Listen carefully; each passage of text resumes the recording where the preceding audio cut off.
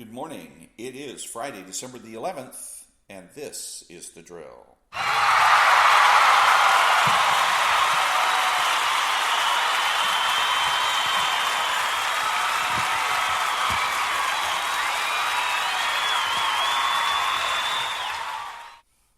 Thank you. The prayer of the day. Lord Jesus, by your cross you have redeemed the world. Fill me with your joy and confidence, and make me a bold witness of your saving truth, that others may know the joy and freedom of the gospel of your kingdom of peace and righteousness. Amen. Welcome to all the butchers, bakers, and candlestick makers out there. I'm Ron, your host, and the only true conservative in the United States today. Today, know who your enemy is. Beware of moderates. Foundation building. The collapse of parenting. Where do we stand?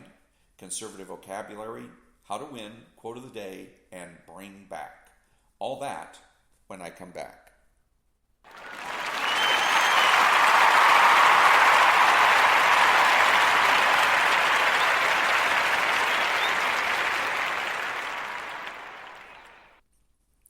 Thank you. The second thing that you have to know, actually it's the first thing that you have to know, is who your enemy is.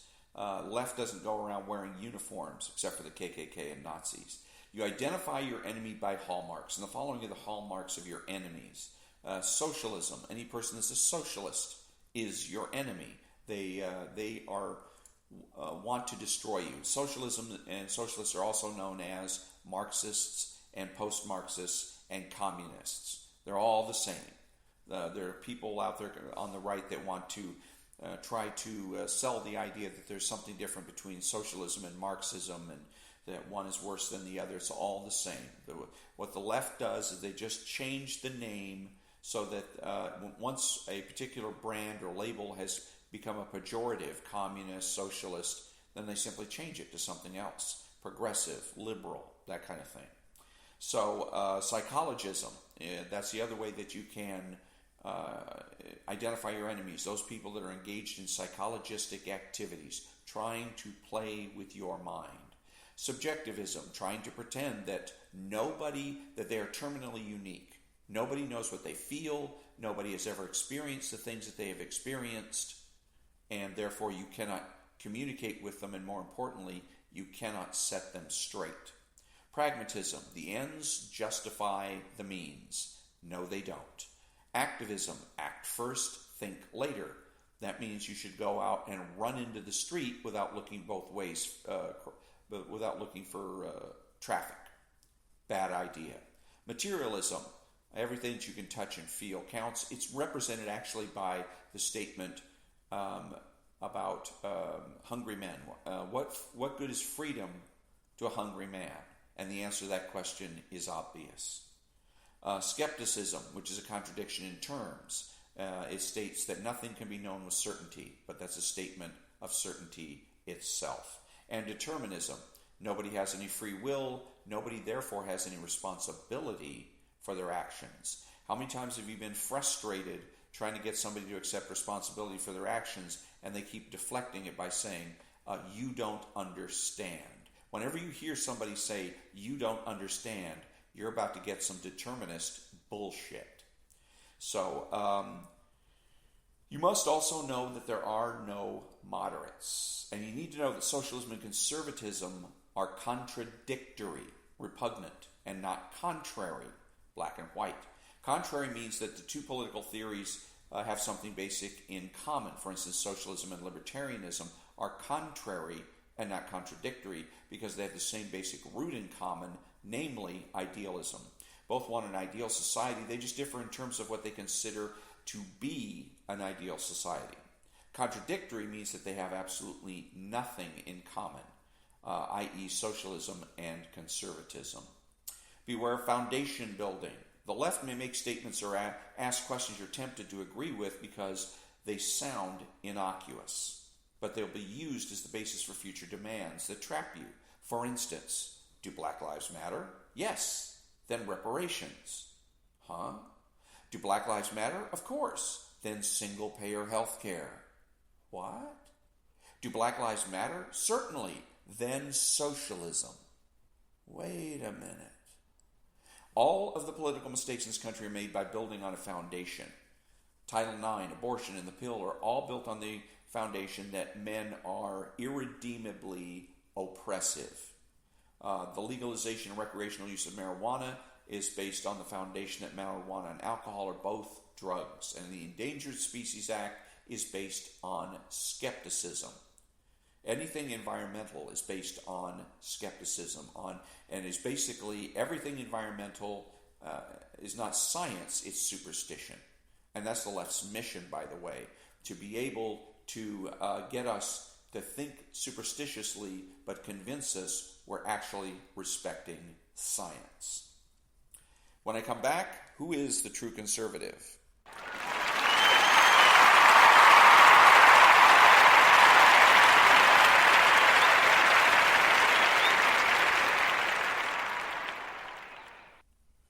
Thank you. Who is the true conservative? First and foremost, he's God-fearing. Secondly, he's realistic. The true conservative is the man who follows his plan. He's appropriate. He's the person that has the courage of his convictions and is confident in what he knows. He is the person that subordinates politics to reality. He's not selfish, but minds his own business. He acts like an adult. He is patriotic and uses common sense. He's judgmental and moralizes.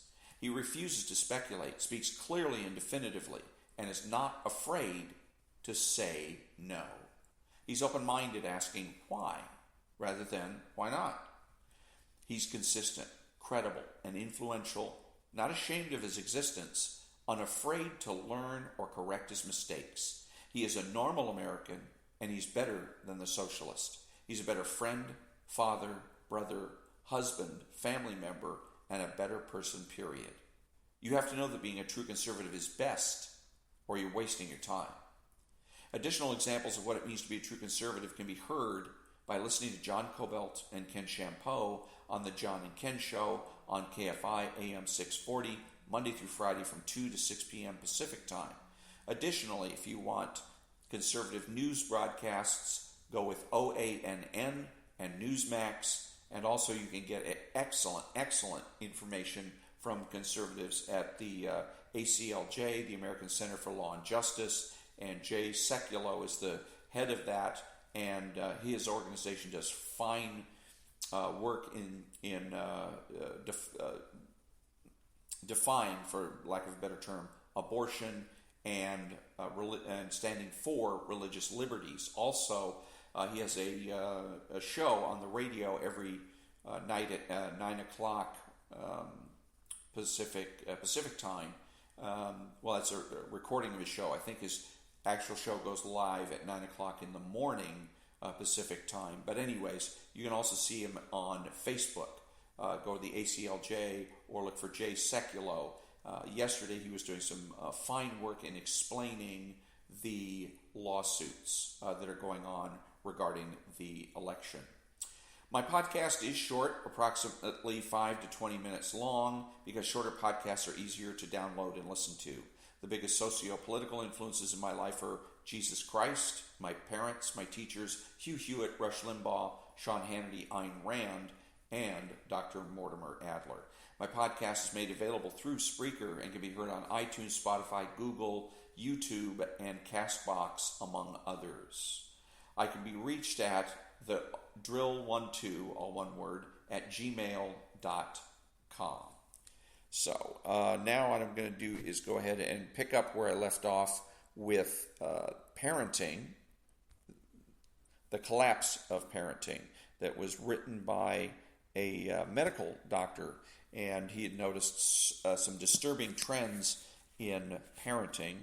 He's probably about my age because I've noticed exactly the same trends. The difference between him and I, first of all, is that he approaches the subject in a very neutral way, which he shouldn't do. And secondly is that he's about my age, and he fails to understand how this got started and what was the catalyst for the change in parenting, not styles, but competency, let's put it that way. T-shirts. Here are some of the slogans I've seen American kids wearing on T-shirts recently, says the doctor. Do I look like I care? out of your league. Is that all you got? You look like I need another drink. Or its variant, buy me another drink, you're still ugly. I don't need you, I have Wi-Fi. You looked better on Facebook. These t-shirts are not intended primarily for display to adults, men over 25, women over 22. These t-shirts are meant to be seen by same-age peers. The slogans on these t-shirts epitomize disrespect for one another. It's not just hip-hop and t-shirts, it's everywhere. Even the Disney Channel actively promotes the culture of disrespect and undermines the importance of parents. Consider the most popular shows on the Disney Channel, such as Jessie, a sitcom in which parents are almost always absent and irrelevant, while 3 kids are more incompetent than the bungling butler and the ditzy nanny. Or Liv and Maddie, in which the pathetic mom, who happens to be a school psychologist, is regularly put to shame both by her girly girl daughter and by her tomboy daughter, both played by the same actress. Or Dog with a Blog, in which the father is a psychologist, another psychologist, who knows nothing about the behavior of children, a peculiarity that leads to much well-deserved mocking of the father by his children. The father's cluelessness is a recurrent laugh line in the show. Talking dog is more insightful than the father. You don't have to look far to see how American culture has changed in this regard. The most popular TV shows of the 1960s through the 1980s consistently depicted the parent as the reliable and trusted guide of the child. That was true of the Andy Griffith Show in the 60s. It was true of Family Ties in the 80s. But it is not true today. Looking through the list of the 150 most popular TV shows on American television right now, I did not find one that depicts a parent as consistently reliable and trustworthy. So the way that the left perpetrated this, by the way, is realistic. With realism, oddly enough. There was a lot of TV shows like Andy Griffith, and the left would say, well, yeah, but that's not realistic. That's not the way parents really act. That's not the way families really are. And so they insisted that, and started pressuring producers and directors and actors to participate in films and shows that depict the family as being broken and damaged. Same thing with police officers. We had Adam 12, we had Dragnet, we had Highway Patrol, etc., and the left again complained that it was unrealistic and that police officers are complicated people. So then we had things like Police Story, which came in, which showed supposedly the realistic, the ugly side of policing and police officers. And I think those are shows, by the way, Police Story and others, that the other realistic ones, Hill Street Blues and on, that encourage the disrespect of authority figures, particularly police officers in this country. But again, foundation building. They start with the issue of realism. Oh, but that's not realistic. And the way that has to be fought is take it on head on. Okay, and you say, yes, it is. It's perfectly realistic. Make them prove their point. See, because they were able to change an entire industry without having to prove their point. They just made the allegation. It was an arbitrary allegation. Nobody knew what to say or how to defend it. And so they end up winning by default. I don't mind, in the end, if this country becomes socialist, if me and every other conservative in this country has fought tooth and nail and made them earn every single centimeter. What I can't stand, what really pisses me off and scares the hell out of me, is the idea that conservatives will simply give this country away. This is one of the ways we do it. The left comes out with a certain slogan or phrase or whatever, and the people on the right just fall in the basket. You have to fight the left, and you have to fight them at the lowest possible level. Start with when they say it's not realistic. You start hearing things like that. Oh, it's not realistic, and you have to say yes, it is. And the simple way here, because you may think to yourself, well, how do we know that this person that's making this criticism is on the left? It doesn't matter. We're conservative. What does that mean? It means fundamentally that we make the presumption for the status quo. Okay, we'll change when there's an obvious case for change. But you're going to have to show me. I'm not going to change just because you start come up with some kind of a whiny complaint that something is not realistic. So that's why the answer to that is always yes it is, or prove it. And make them earn it. Anyways, that's the part of the collapse of parenting, and so let me see if I can find out who it is. By the way, no, I can't see the name of the author, so I'll have to come up with that later. But anyways, where do we stand right now? The situation is that in the Pennsylvania case, there's several lawsuits going on. One of them is from Pennsylvania. One of the people in the Pennsylvania legislature, one of the Republicans, sued the state of Pennsylvania, saying that the way that they conducted their elections was unconstitutional, in violation of the state constitution. So that has gone to it was turned down in Pennsylvania, in the Pennsylvania courts, and now is before the United States Supreme Court. The United States Supreme Court the other day, because a part of the lawsuit was injunctive relief. They wanted the electors the court to order that the electors not be seated until this case could be heard. And the Supreme Court said, no, we will not give you injunctive relief. So apparently they're still going to hear the case, but they're just not going to issue injunctive relief. So now it's a time issue. Can the case be heard before Pennsylvania seats its electors? Because if it happens afterwards, it may well be moot. So then there's another lawsuit that the state of Texas brought against Pennsylvania, Wisconsin, Michigan, and Georgia. They sued 4 states, saying that, arguing that the way they handled their elections was in violation of the 14th Amendment to the Constitution, and that therefore what should happen is that it should be sent back for them to redo. And this is again another reason to listen to ACLJ and Jay Sekulow is they explain all this in depth, how this works. So they were saying yesterday that, first of all, Texas is not asking for the Supreme Court to pick the president. All they're saying is declare this unconstitutional and kick it back to the states. Because then the states can do, what the states should do then is the state legislatures are empowered to pick the electors. And in at least Pennsylvania, the state is run by Republicans.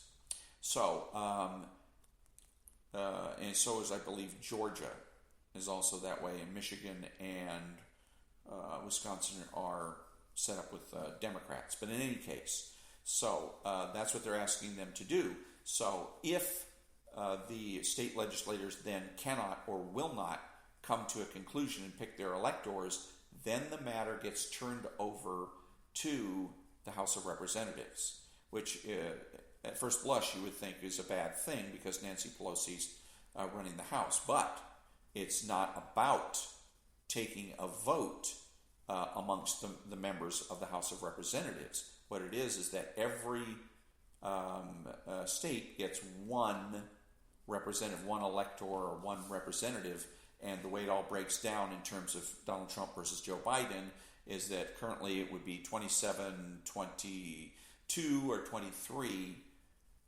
in favor of the Republicans, who could then go ahead and seat the electors that would, of course, pick Donald Trump. Now, part of the reason that what would happen, or the reason it would go to the House of Representatives, is that there's 4 states, and when you total up their electors, it's 60. There's 60 electors, and that would make the difference. That it would basically then Joe Biden would lose, in other words, 60 electors. He's only at 307 right now. He loses 60 electors. That takes him below 270. And it's the first one to get above 270 is the one that wins. So if he's below 270 and Trump is below 270, now you've set the table to take the matter to the House of Representatives. So, but anyways, again, you want really good explanations of all of this, all the details of how this works and the dynamics of this particular lawsuit. This is the lawsuit that Jay Sekulow is really excited about because he really feels that it's a credible suit, and the Supreme Court seems to think so because, first of all, they docketed the case. So that means that they've accepted the case and that they will take the case. And they've also demanded those 4 states that are being sued provide a response. And they're supposed to provide a response by 3 p.m. yesterday. So hopefully today we'll get some news from the Supreme Court as to exactly what they're going to do, when they're going to hear oral arguments, etc. But anyways, that's the lawsuit to keep an eye on. It's the Texas lawsuit because that's likely to be the one that's going to have the best chance of success. So, that's where we stand as far as the election is concerned. So when I come back, conservative. Let's see here. There we go. And when we come back, conservative vocabulary.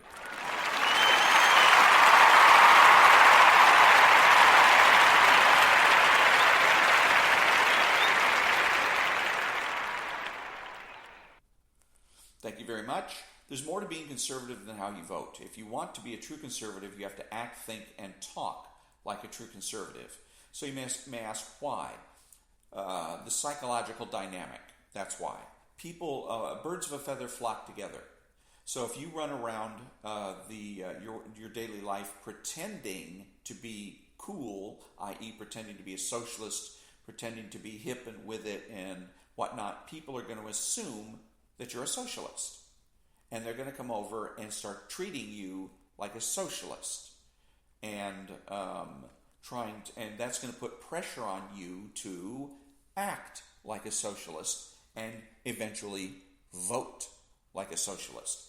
If, however, you come to work or you go to church and whatnot, and you act like a conservative, you speak like a conservative, people are not going to walk up and assume that you're a socialist and try to pressure you into being and acting and voting like a socialist.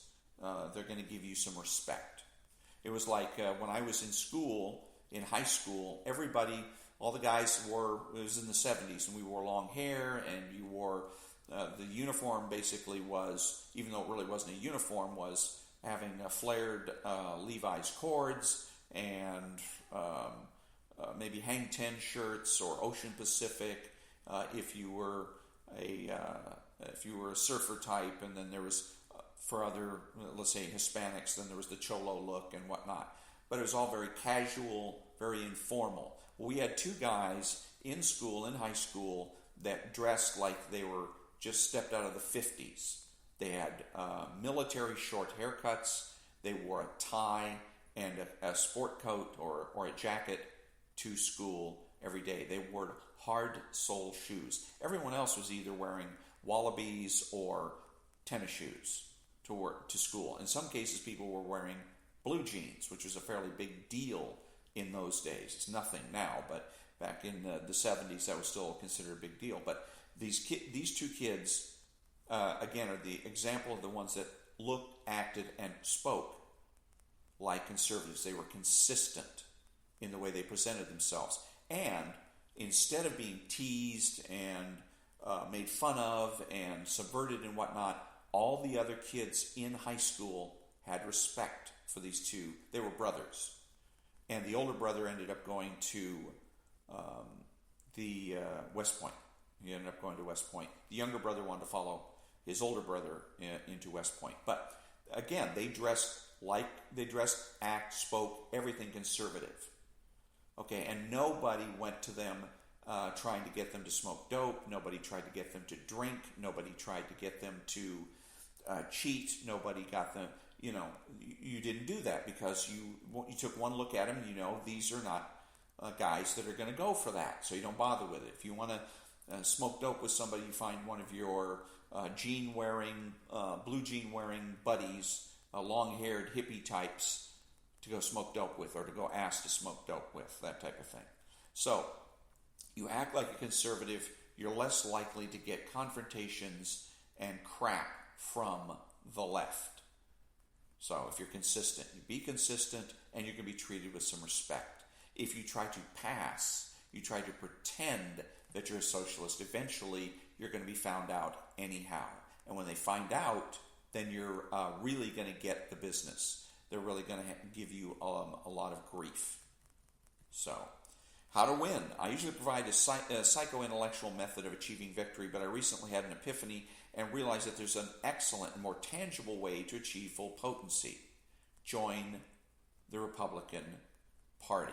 I'm not now a member of the party. I am a registered independent, and I'm wrong for being so. Being a registered independent is the political equivalent of being neutral. In other words, a political zero. So I will today, immediately following this podcast, become a card-carrying member of the Republican Party. We conservatives complain, rightly, about the Republican Party, about rhinos, etc. We cannot shape the party from the outside. Therefore, I encourage all true conservatives to join the Republican Party with the aim of dominating and controlling that party and shaping it. Why should we look to be dominant in the party?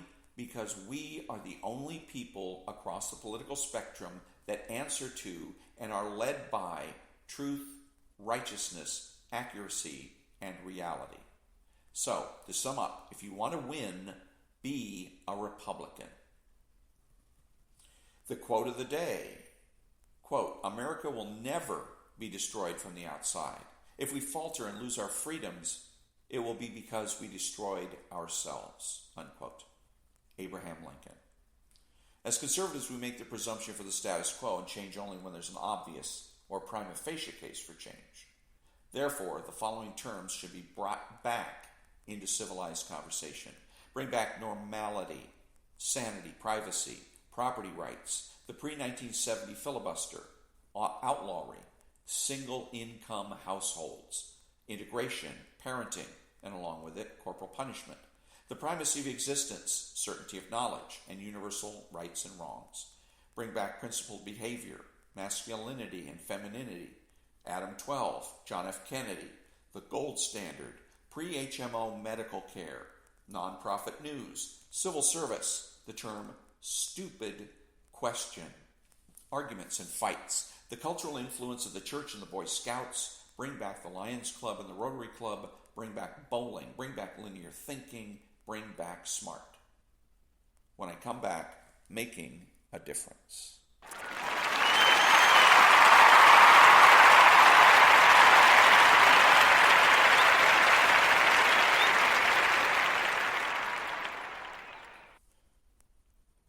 Actually, instead of making a difference, it's going to be of good cheer. Be of good cheer. The universe is benevolent. Success is to be expected. Therefore, the left has no authority, no power, and they can't win. And that means also that since success is to be expected, there's no reason to hide your success. You're a successful individual, then you can flaunt, if you will, your successfulness, and you don't have to give back, because it is presumed that you got your success by hard work and being honest. Up next, the ICE tip line.